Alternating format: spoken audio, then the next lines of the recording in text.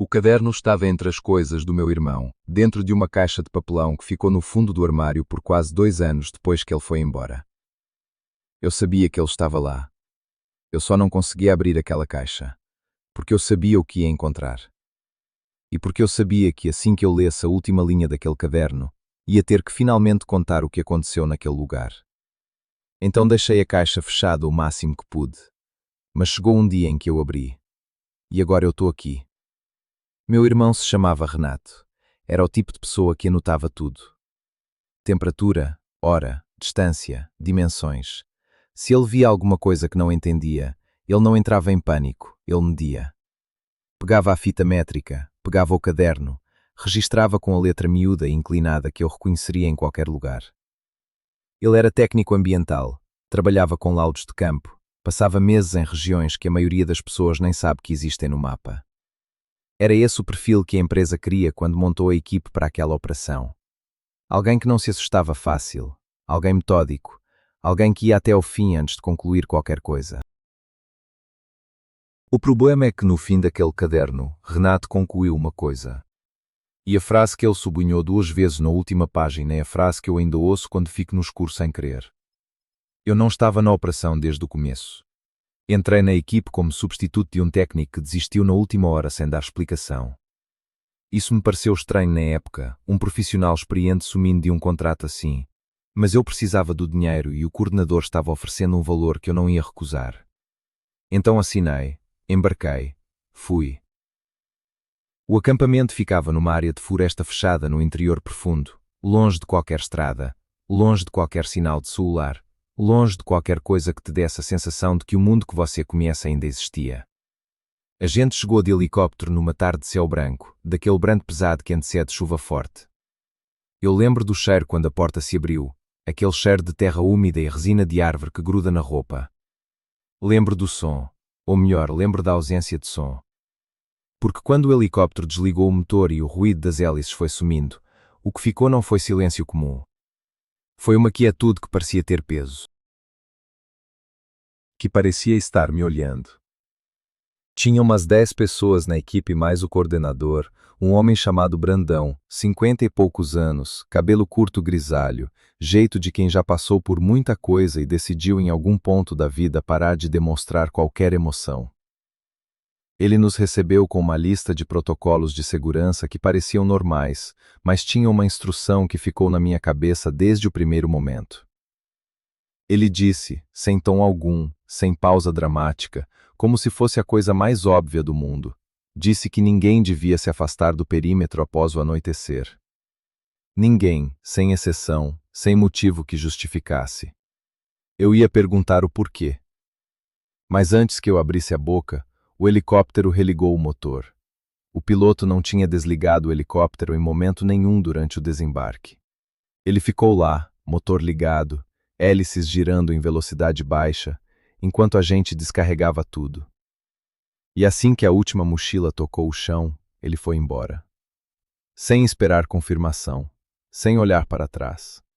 Como alguém que tinha uma regra muito pessoal de não ficar parado naquele lugar por 1 segundo a mais do que o necessário. Eu olhei para Renato naquele momento. Ele estava olhando para o helicóptero sumindo no céu branco, e então olhou para mim com aquela expressão que ele fazia quando estava processando alguma coisa que não fechava na lógica dele. Não disse nada. Pegou a mochila e seguiu Brandão em direção ao acampamento. Eu segui também.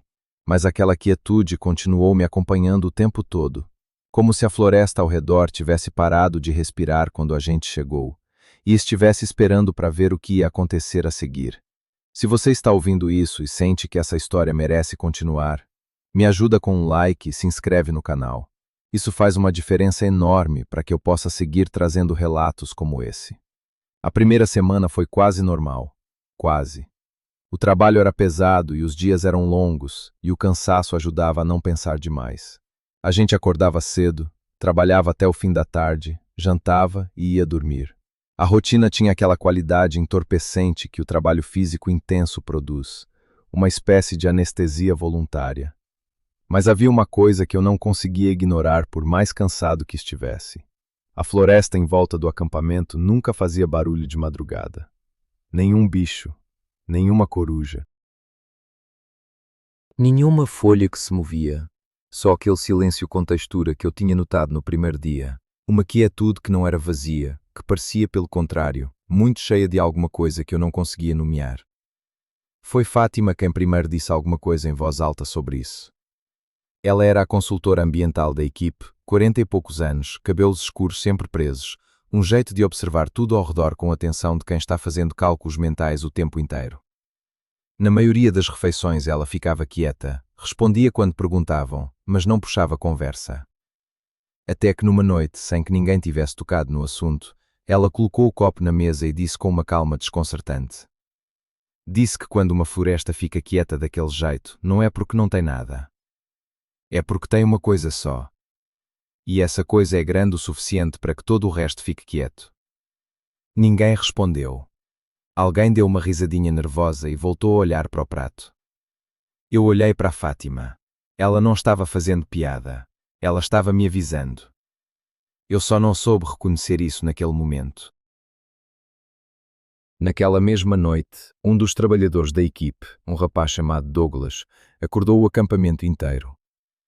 Ele estava do lado de fora da barraca dele, no escuro, de pijama, parado na borda do perímetro iluminado, olhando para a linha das árvores.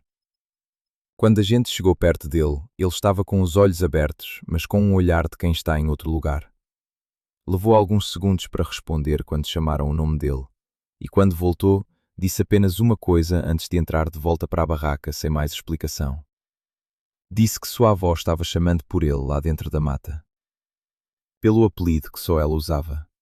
A avó de Douglas tinha morrido 4 anos antes. Na manhã seguinte, Douglas jurou que não lembrava de ter saído da barraca. E o que me perturbou não foi isso. Foi que na grama úmida na frente da barraca dele havia marcas dos pés dele indo até a borda do perímetro. Mas não havia marcas voltando.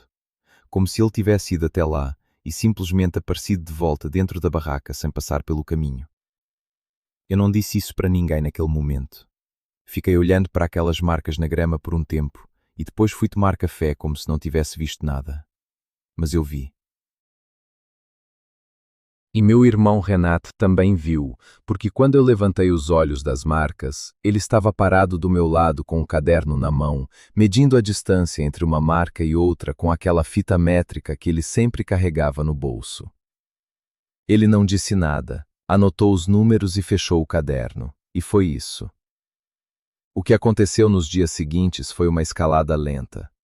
Não foi um baque único. Foi uma pressão que foi aumentando de forma quase imperceptível, como quando você entra num ambiente abafado e só percebe que estava faltando ar quando finalmente sai.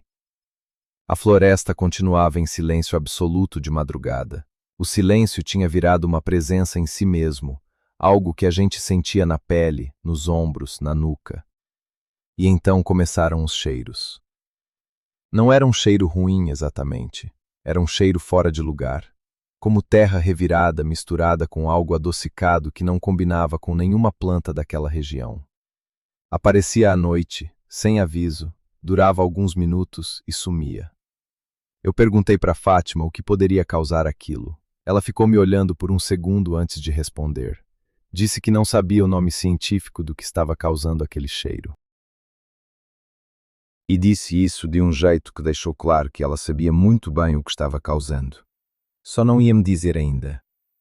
Foi numa tarde que ela me chamou para fazer uma inspeção de rotina no perímetro sul do acampamento. Só nós dois.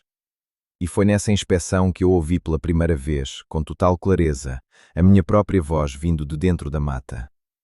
Não uma voz parecida com a minha voz. O jeito que eu falo quando estou relaxado, sem forçar nada. Disse meu nome, uma vez. Com a inflexão exata de alguém que está chamando um amigo de longe sem urgência, como quem quer mostrar alguma coisa. Eu parei. Senti um frio que não tinha nada a ver com a temperatura do ar. Fátima pegou meu braço com uma firmeza que me surpreendeu e disse baixinho, sem olhar para mim, olhando para a linha das árvores. Disse para eu não responder. Disse para eu não olhar diretamente. E disse que era hora de voltar para o centro do acampamento agora. Eu obedeci. Não porque sou do tipo que obedece fácil, mas porque o tom da voz dela não era de sugestão. Era de alguém que sabia exatamente o que acontecia com quem não obedecia. Naquela noite, eu fui até ela depois do jantar, quando o resto da equipe já tinha se dispersado, e eu perguntei diretamente o que estava acontecendo. Fátima ficou em silêncio por um tempo que pareceu mais longo do que foi. Depois puxou a cadeira, sentou na minha frente e começou a falar, não de uma vez, em pedaços. Como se estivesse pesando cada informação antes de soltar. Ela disse que anos antes, durante um trabalho de campo completamente diferente, tinha passado alguns dias com uma comunidade indígena que vivia na região ao sul daquela área. E que um ancião de lá tinha falado sobre aquela floresta específica com um cuidado que ela não tinha visto ele ter ao falar de nenhum outro lugar. Ele disse que havia algo naquele trecho de mata que existia antes de qualquer memória que aquela comunidade guardava. Que esse algo não se movia pelo território, o território era dele. E que ele aprendia. Observava os visitantes, aprendia os sons que eles faziam, os nomes que usavam entre si, os cheiros que carregavam. E usava esse aprendizado. Eu perguntei para ela para que servia esse aprendizado todo. Ela olhou para a mesa por um momento, depois olhou para mim. E disse que o ancião tinha usado uma palavra que ela levou tempo para entender direito. Disse que a coisa não caçava do jeito que um predador caça. Ela informava, mostrava que tinha aprendido, mostrava o tamanho do que sabia, e deixava os visitantes decidirem sozinhos o que fazer com essa informação. Eu perguntei o que o ancião chamava essa coisa. Fátima disse o nome em voz baixa. Um nome da língua local que eu nunca tinha ouvido antes e que eu não vou repetir aqui, não por superstição, mas porque Fátima me pediu especificamente para não fazer isso.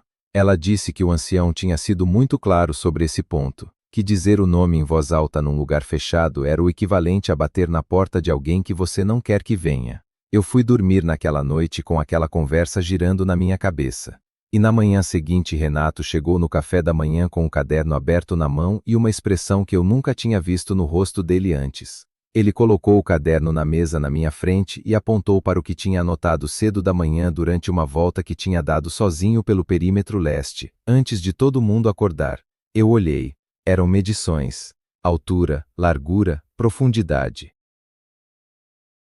E um desenho feito à caneta com a precisão de quem está copiando o que viu com os próprios olhos.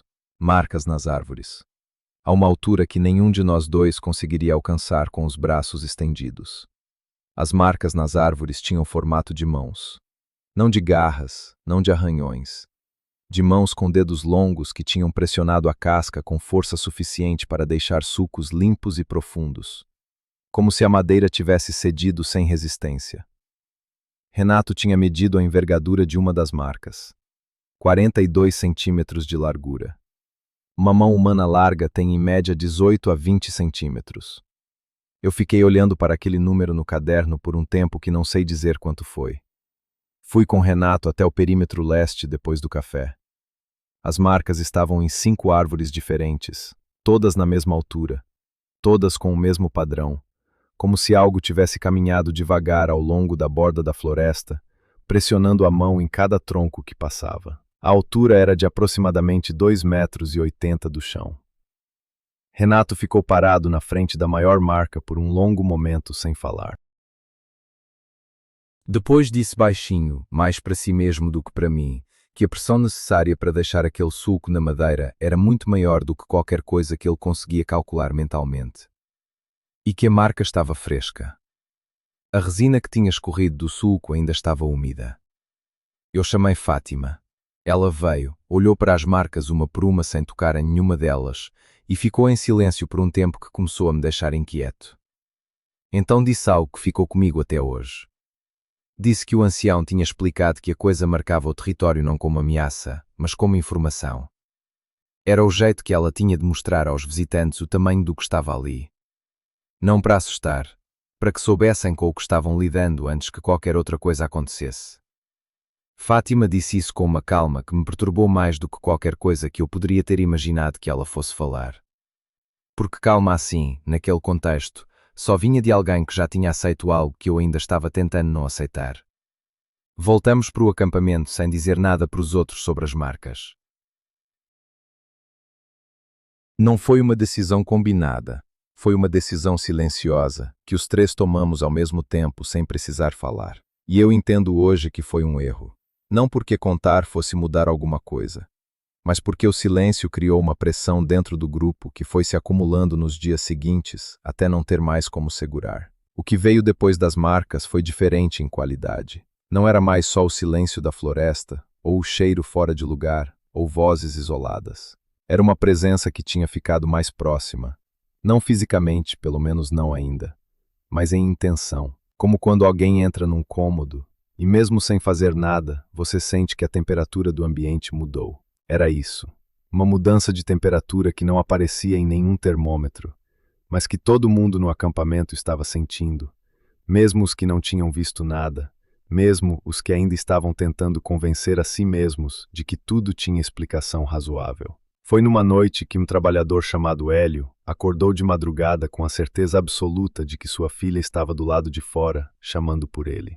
Ele tinha uma filha de 8 anos que morava com a ex-esposa numa cidade a centenas de quilômetros dali. A voz estava chamando pelo apelido que só a filha usava, num tom de criança que queria mostrar alguma coisa para o pai, aquela voz animada e insistente que crianças têm quando encontram algo que acham importante. Hélio estava de pé antes de acordar completamente. Estava caminhando em direção à saída da barraca quando o colega de beliches acordou com o barulho e segurou ele pelo braço. Hélio disse depois que não tinha decidido se levantar, que o corpo tinha ido antes da cabeça ter tempo de pensar em ir, e que a voz era tão exatamente a voz da filha dele que mesmo depois, já acordado, já seguro pelo colega, ele teve que fazer um esforço consciente para lembrar que ela não poderia estar ali. O esforço que esse lembrar exigiu foi o que mais assustou Hélio, não a voz em si, o quanto ele precisou se convencer de que não era real. Eu soube disso tudo de manhã e fui direto até Fátima. Ela ouviu sem me interromper e depois ficou olhando para o chão por um momento. Então disse uma coisa que mudou a forma como eu estava processando tudo o que estava acontecendo. Disse que a coisa não escolhia sons aleatórios, que ela escolhia o som mais difícil de ignorar para cada pessoa específica. Que isso era parte do que o ancião chamava de aprendizado. Ela aprendia não só os nomes e as vozes. Ela aprendia o que cada um não conseguia deixar de ouvir. Naquele momento eu entendi com uma clareza que me deixou com o estômago pesado, que o que estava acontecendo não era um conjunto de eventos estranhos sem conexão. Era uma progressão. Tinha uma lógica nisso tudo, e uma lógica significava que havia um próximo passo. O problema era que nenhum de nós sabia o que era esse próximo passo. Só que ele estava chegando. Naquela tarde, sem que ninguém tivesse convocado nada, a equipe inteira foi se juntando na área de refeições. Um por um, em horários diferentes, sem combinar. Como se houvesse um acordo que ninguém tinha verbalizado, mas que todo mundo havia assinado em algum momento sem perceber. Eu cheguei e já tinha 4 pessoas sentadas. Depois chegaram mais 3, depois os outros. Brandão foi o último. Ficou de pé na entrada, os braços cruzados, olhando para a mesa cheia de gente que não estava ali por acidente. Ninguém falou sobre o que estava acontecendo, usando nenhuma palavra que soasse fora do comum. As pessoas falavam em termos vagos, em medidas de segurança, em protocolos de grupo. Mas debaixo de cada frase havia uma consciência coletiva que não precisava ser nomeada. O grupo estava se reorganizando. Ninguém mais ia a lugar nenhum sozinho. As tarefas externas seriam feitas em grupos de pelo menos 3 pessoas. O perímetro seria verificado 2 vezes por dia em dupla. Essas decisões foram tomadas de forma natural, quase orgânica, como se o instinto de grupo tivesse assumido o controle antes que a razão individual tivesse tempo de debater. Eu observei Brandão durante tudo isso. Ele não contribuiu com nenhuma sugestão. Não corrigiu ninguém. Não demonstrou surpresa com nada que foi dito. Ficou parado na entrada observando com aquela expressão fechada que eu tinha aprendido a ler como algo diferente do que parecia ser na primeira semana. Não era frieza. Era contenção. Era o rosto de alguém que está segurando muita coisa e decidiu que segurar era a única opção disponível. Quando a reunião informal terminou e as pessoas foram se dispersando, eu fiquei. Esperei todo mundo sair. Brandão foi o último a se mover, E quando ele virou para ir embora, eu disse o nome dele. Ele parou. Virou devagar. E pela primeira vez desde que eu tinha chegado naquele acampamento, vi alguma coisa passar pelo rosto dele que não era contenção. Era o reconhecimento de alguém que sabia que a hora de segurar tinha acabado. Brandão abriu a gaveta da mesa sem dizer uma palavra e colocou na minha frente uma folha dobrada em 4. Eu abri. Era uma lista escrita à mão com uma letra diferente da dele, mais antiga, mais pressionada no papel, como se quem escreveu estivesse concentrado demais para se preocupar com capricho. No topo da folha não havia título, não havia data, não havia nome. Só uma sequência numerada de instruções que iam do item 1 até o item 23. Eu li o primeiro. Dizia para nunca responder quando ouvisse seu nome chamado da floresta, independente de quem fosse a voz. Eu li o segundo. Dizia para nunca olhar diretamente para a linha das árvores depois das 18 horas. Li o terceiro e o quarto, e parei no quinto porque o quinto dizia algo que me fez sentir o ar sair dos pulmões de um jeito que não era respiração normal. Dizia que se alguém do grupo começasse a andar em direção à floresta sem explicação, não era para chamar o nome dessa pessoa em voz alta. Era para segurar fisicamente e trazer de volta sem fazer barulho. Eu olhei para Brandão. Ele estava me observando com aquela contenção toda que eu tinha aprendido a ler como peso acumulado. Perguntei quem tinha escrito aquela lista. Ele disse que era de um coordenador que tinha operado naquela mesma área anos antes, numa expedição diferente, com objetivos diferentes, mas no mesmo trecho de floresta. Perguntei o que tinha acontecido com essa expedição. Brandão ficou em silêncio por um momento. Então disse que a expedição tinha sido encerrada antes do prazo, que o relatório oficial descrevia problemas técnicos de infraestrutura, e que ele tinha lido o relatório verdadeiro, o que nunca foi arquivado com os outros, e que por isso tinha aceitado coordenar essa operação só com a condição de que aquela lista fosse seguida à risca por todos. Perguntei por que ele não tinha mostrado aquela lista para a equipe desde o começo. Ele disse que tinha mostrado. Disse que os itens 1 a 7 estavam incorporados nos protocolos de segurança que ele tinha apresentado no primeiro dia como procedimento padrão. Que a maioria das pessoas segue regras quando as regras parecem razoáveis. Que se ele chegasse no primeiro dia com uma folha numerada dizendo para não responder vozes da floresta, metade da equipe pegaria o helicóptero de volta antes de desembarcar. Ele não estava errado nisso. Eu teria feito o mesmo. O que Brandão me contou naquela sala mudou a forma como eu via tudo o que tinha acontecido até ali. Não porque as informações fossem novas, mas porque elas confirmavam que havia uma progressão que outras pessoas já tinham observado antes de nós. Que o que estava acontecendo tinha um padrão documentado. E padrões documentados significavam que alguém tinha chegado longe o suficiente para observar e registrar antes de ir embora. Ou antes de não conseguir ir embora. Eu não dormi naquela noite. Fiquei na barraca olhando para o teto com a lista na cabeça, tentando lembrar de cada item que tinha lido e conectar com o que tinha acontecido nos dias anteriores. E foi nessa insônia que eu comecei a perceber uma coisa que até então não tinha se organizado de forma clara no meu pensamento. Tudo que a coisa tinha feito até aquele ponto tinha seguido uma ordem. Primeiro o silêncio, depois o cheiro, depois os nomes chamados em vozes conhecidas. Depois as marcas nas árvores. Depois a voz da filha de Hélio. Cada coisa vinha depois da anterior, como capítulos, como se houvesse um roteiro. E se havia um roteiro, aquele não era o capítulo final. A confirmação disso veio na terceira madrugada depois da minha conversa com Brandão. Eu estava acordado, como tinha estado nas noites anteriores, quando ouvi, não uma voz dessa vez, um som, passos do lado de fora da barraca. Pesados, lentos, com um ritmo que era quase humano, mas que tinha algo levemente deslocado, como uma música tocada no andamento errado. Eu me sentei no beliche sem fazer barulho, o coração batendo de um jeito que eu sentia na garganta. Os passos continuaram por alguns segundos e pararam exatamente na altura de onde eu estava deitado, do outro lado da lona da barraca. E então veio a respiração. Lenta, pausada, controlada. A respiração de algo que não estava com pressa. que estava simplesmente presente, consciente, do lado de fora de uma parede de lona fina que de repente pareceu a coisa mais inadequada do mundo para separar o que quer que fosse daquele lado do que eu era desse lado. Eu não me movi, não fiz barulho.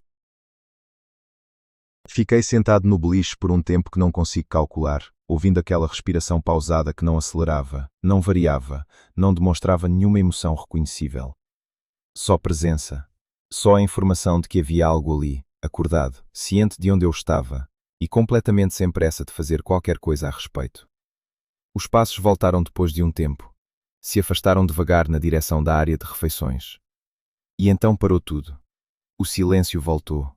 Aquele silêncio com peso que eu tinha aprendido a reconhecer desde o primeiro dia. Eu fiquei sentado no beliche até o céu começar a clarear. Quando saí da barraca de manhã, o chão de terra batida na lateral da barraca estava marcado. Não com pegadas completas, com pressões, afundamentos no solo que tinham um formato errado, compridos demais, largos demais, sem a curvatura natural de um pé humano. Renato chegou antes que eu chamasse alguém. Tirou o caderno do bolso, mediu em silêncio, anotou. E quando terminou, fechou o caderno e ficou olhando para as marcas por um momento longo antes de dizer a única coisa que disse sobre aquilo naquela manhã. Disse que o comprimento de cada marca era o dobro do seu próprio pé. E que a profundidade no solo indicava um peso que ele preferia não tentar calcular. Nós dois ficamos parados ali por um momento sem falar. E então eu olhei para a linha das árvores, lembrando do item 2 da lista de Brandão, e forcei os olhos de volta para o chão. Porque naquele momento eu tive a sensação, clara e física como uma mão no ombro, de que se eu olhasse diretamente, ia encontrar algo olhando de volta. Naquela mesma manhã, enquanto eu e Renato ainda estávamos parados olhando para as marcas no chão, a área de refeições explodiu em barulho do lado de dentro. Não uma briga, não um acidente. Era Hélio. Ele estava no centro do espaço com a cadeira virada no chão ao lado dele, completamente fora de si, dizendo em voz alta que tinha ouvido a filha dele a noite inteira, que a voz não tinha parado em nenhum momento, que ele precisava ir lá fora verificar por quê, e se fosse ela de verdade, e se de alguma forma ela tivesse chegado até ali. 2 colegas estavam segurando ele pelos braços, e ele não estava lutando contra eles, mas também não estava parado. Era o corpo de alguém que queria ir a algum lugar com uma urgência que a mente já não conseguia mais questionar. Brandão entrou naquele momento. Ficou parado na entrada por 2 segundos avaliando a situação. Então foi até Hélio, colocou as 2 mãos nos ombros dele e falou no tom mais direto e firme que eu tinha ouvido dele até então.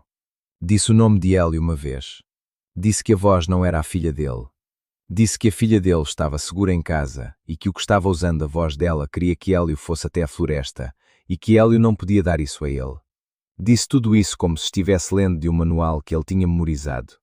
E funcionou. Não imediatamente, mas funcionou. Hélio foi esfriando aos poucos, como alguém saindo de um estado que não era bem sono, mas que tinha a mesma qualidade de desorientação ao sair. Depois que Hélio se acalmou e foi sentar, Brandão ficou no centro da sala e olhou para cada pessoa presente, uma por uma, antes de falar. Disse que ia antecipar a retirada. Disse que o helicóptero podia ser solicitado com 48 horas de antecedência pelo rádio e que ele ia fazer a chamada naquele momento. Disse que o relatório ia descrever condições adversas de campo incompatíveis com a continuidade segura das operações.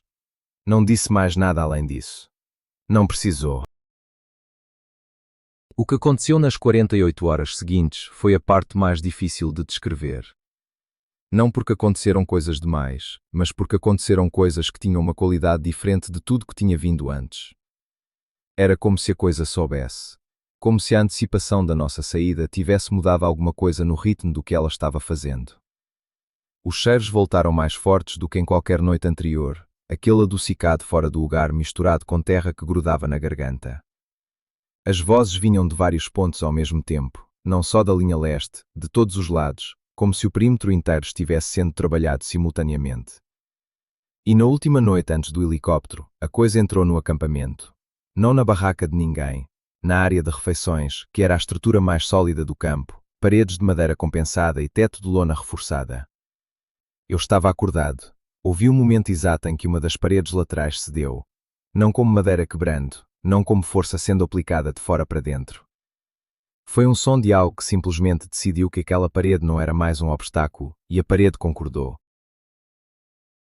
Um estalo seco, um rangido curto, e depois o som de passos dentro do espaço fechado.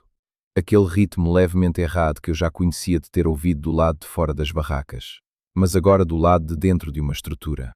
Eu não me mexi, ninguém se mexeu.